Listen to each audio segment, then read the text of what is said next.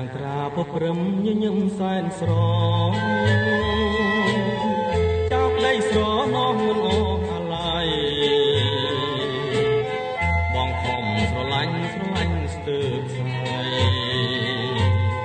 រស់ពេលស្រមៃថាไรជាគូថ្ងៃនេះផ្ទៃមេឃអាប់អន់រស្មីតើរឿងហេតុអ្វីមេឃមិនអាសូរមេឃខ្លាំងព្រាមប្រៀបបានជំនោទ្រូងអើយពេញពោដោយក្តីខ្លោចផ្សាស្រមោះនឹកអក្រុមគ្រាកំសត់មានតែមួយគត់នៅក្នុងលោកាតែស្នេហ៍ដូចភៀវកណ្ដាលជលសាតើគិនយ៉ាង